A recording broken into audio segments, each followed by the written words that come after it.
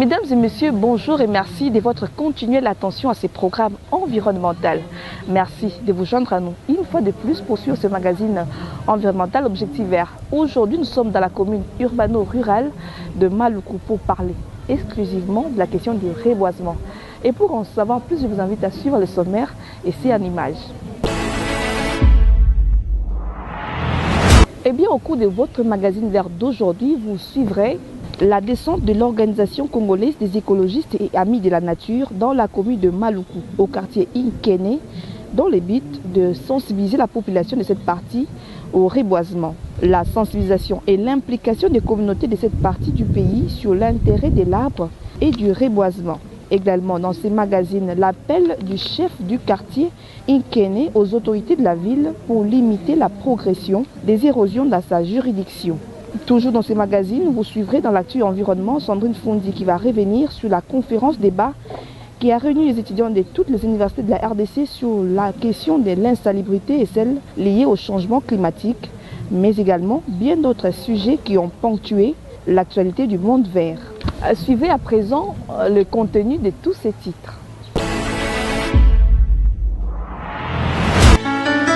D'après une étude publiée cette année en Suisse, il serait possible d'ajouter 1000 milliards d'arbres sur la planète.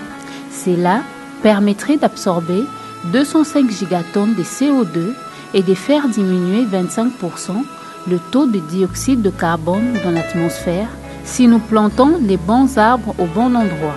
Ces 1000 milliards d'arbres ne viendront pas accaparer les terres agricoles, bien au contraire, ils vont faciliter la restauration des terres dégradées et abandonnées. C'est ainsi que plusieurs initiatives de reboisement se multiplient à l'instar du défi de Bourne. Car la restauration des écosystèmes qui peuvent supporter des arbres est notre meilleure arme actuelle de lutte contre le changement climatique.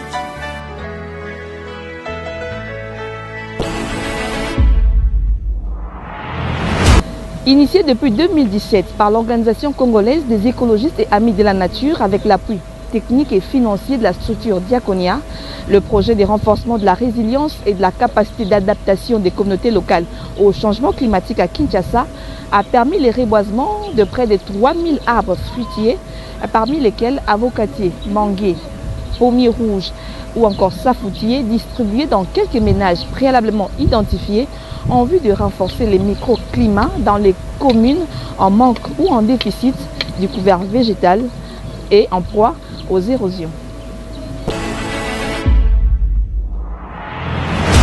Ces projets d'intérêt communautaire visent avant tout l'amélioration et l'adaptation des communautés locales face au changement climatique.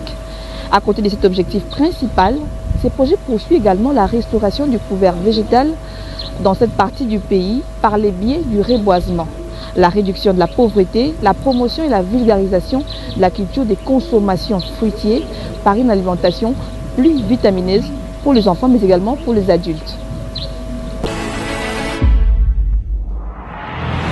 Les projets de résilience et d'adaptation au changement climatique dans sa première phase de reboisement communautaire des parcelles a conduit une équipe de l'ONG Océan dans les communes périurbaines de Maluku, mais également à celle de Mongafula, où après avoir sensibilisé et identifié les habitants de certains quartiers, parmi lesquels celui de Inkene, sur l'importance de l'arbre, ils ont procédé à la plantation de quelques 3 plantures par parcelle avec le consentement de ces communautés locales qui ont manifesté leur accord en signant ou en ratifiant une note d'engagement.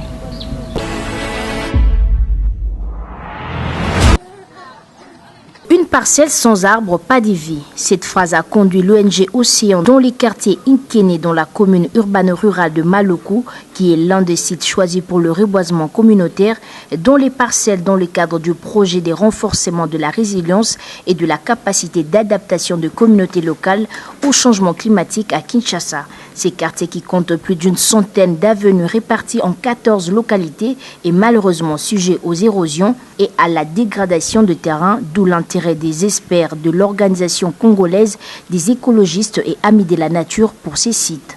Et pour cette première phase du reboisement parcellaire, près de 315 plantilles ont été plantées ce vendredi 22 novembre, comme le renseigne Alain Chombo, chargé de projet de développement communautaire d'Océan. Aujourd'hui, nous avons distribué gratuitement dans le parcelle de Maluku 315 plantilles. Nous, on avait identifié des parcelles et le propriétaire de chaque parcelle avait proposé à Océan le besoin de plantilles au choix qu'il avait fait.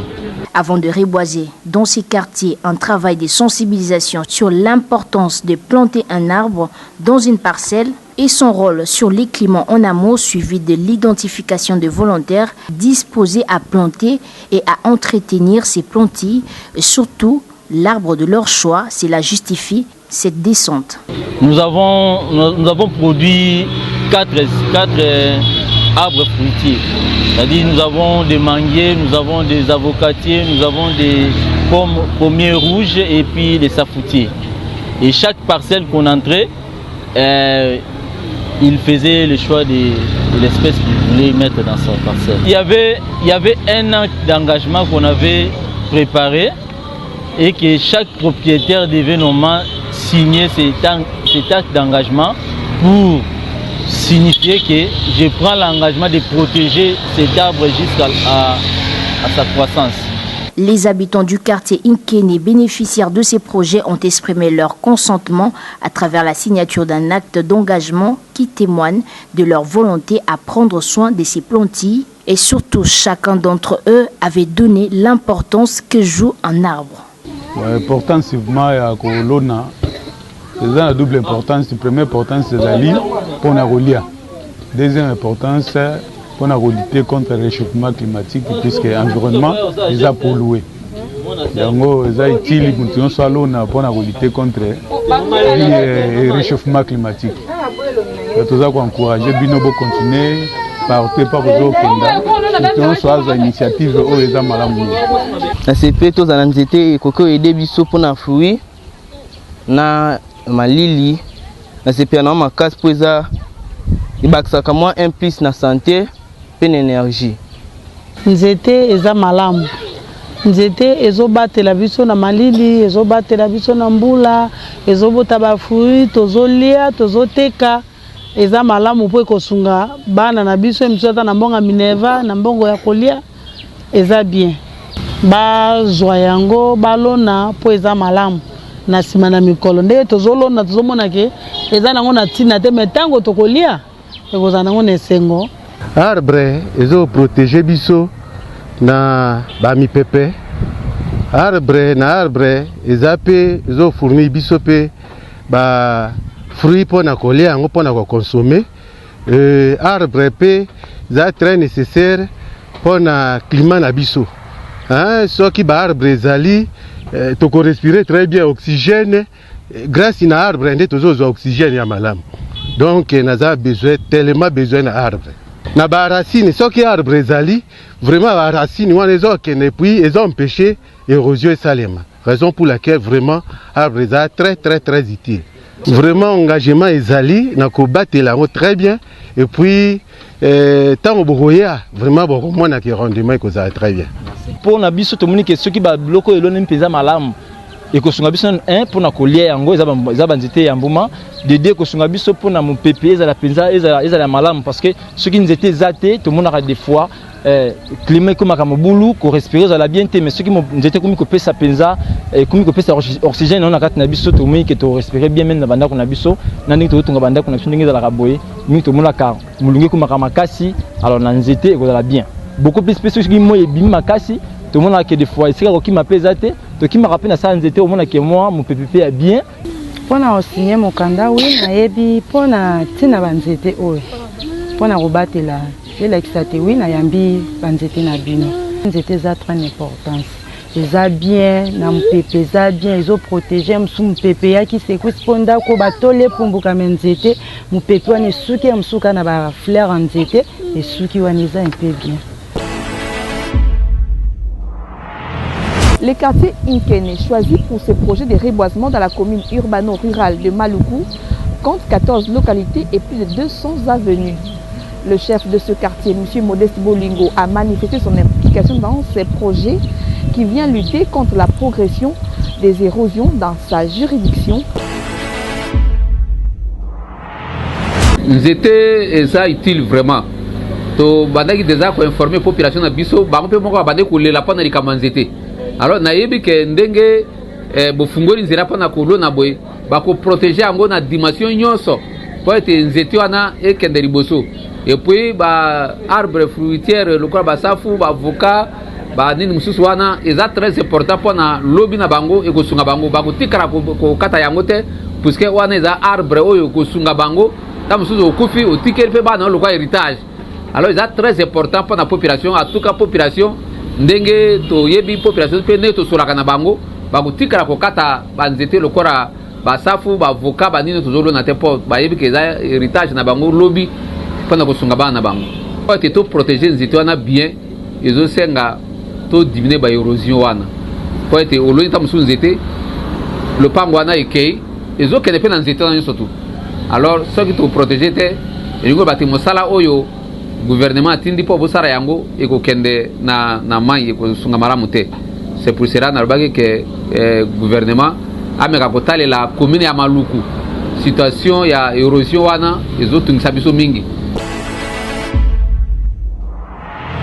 Déterminé donc à parachever cette mission dans cette commune périphérique de la ville-province de Kinshasa, les experts de la structure Océan ont donc confié à votre micro les raisons qui ont motivé cette détermination et surtout cet objectif à reboiser dans cette commune.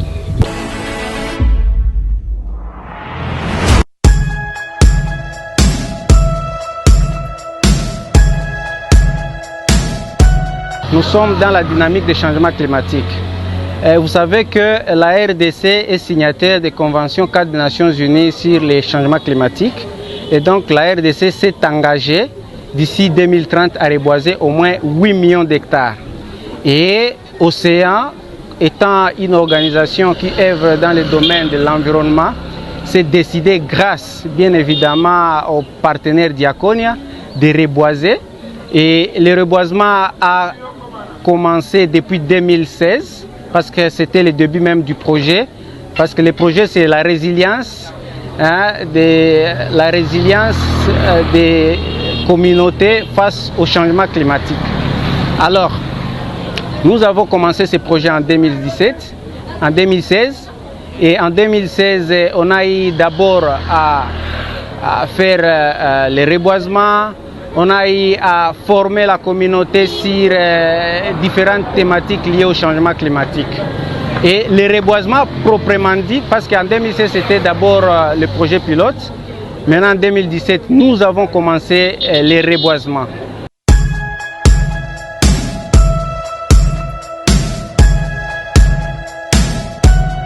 Et nous avons deux types de reboisements. Nous faisons les reboisements dans des parcelles.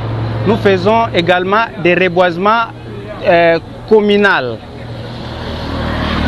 Les reboisements dans les parcelles, nous les faisons avec les communautés. Et les reboisements communaux, nous les faisons avec les autorités au niveau local. Alors, avant même de faire les reboisements, nous commençons d'abord par identifier les sites à reboiser. Et ces sites à reboiser, bien sûr, c'est la communauté elle-même qui nous dit quelle est l'espèce, l'essence que nous allons reboiser dans sa parcelle. Et sur base de ça, on essaie un peu de faire la commande pour maintenant venir faire les reboisements. Après avoir fait les reboisements, il y a bien évidemment une équipe de suivi qui fait régulièrement les suivis pour voir si réellement ces arbres sont en train de grandir normalement.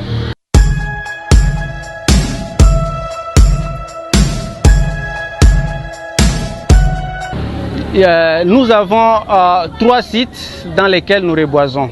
Il y a d'abord Njili, il y a Maluku, il y a Nsele, il y a aussi Mongafula.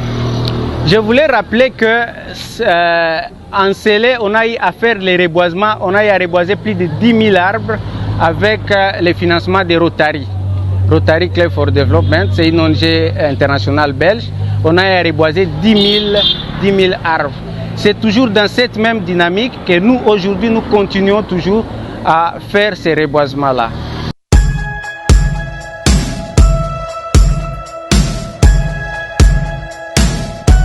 Comme nous avons fini avec les reboisements dans des parcelles où nous avons planté plus ou moins 315 arbres, nous allons maintenant procéder par les reboisements dans des écoles.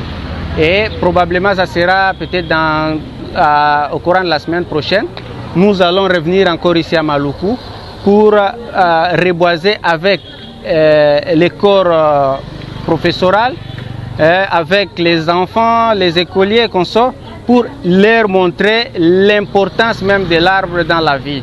Parce qu'aujourd'hui, on a tendance à minimiser alors qu'il y a un sérieux problème de changement climatique. Nous devons conscientiser, tout le monde doit se ranger sur cette dynamique pour arriver à changer la donne, pour que d'ici 2100, nous puissions maintenir à 1,5 degré la température au niveau mondial.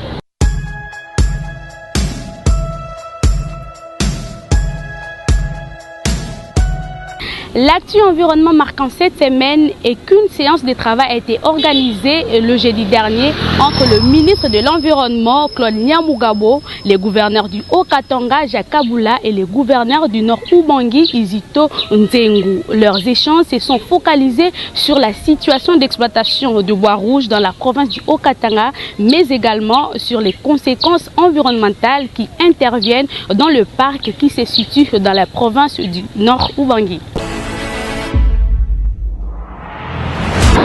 Les autorités congolaises et les représentants du Fonds monétaire international FMI ont signé le jeudi dernier un accord sur le programme de réformes soutenu par la facilité rapide du crédit. Cette facilité est accordée sans condition à la RDC pour une aide d'urgence malgré un budget 2020 peu crédible.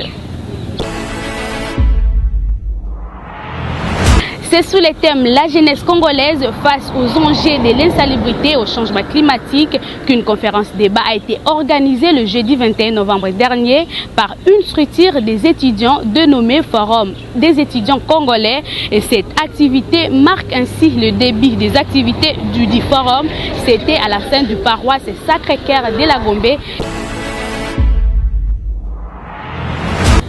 Et pour finir à l'international, ça c'est 15% d'espèces de flore guadeloupéennes sont menacées de disparition selon le nouveau résultat de la liste rouge des espèces menacées en France. Et ce rapport a été publié au cours de ce mois de novembre par l'Union internationale pour la conservation de la nature UICN et le Musée national d'histoire naturelle de la France.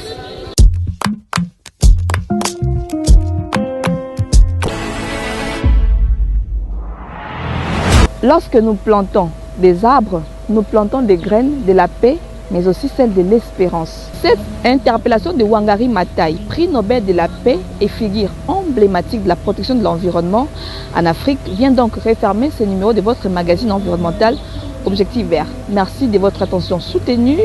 D'ici là, portez-vous bien, prenez soin de vous, mais surtout de votre environnement. Au revoir et à la prochaine.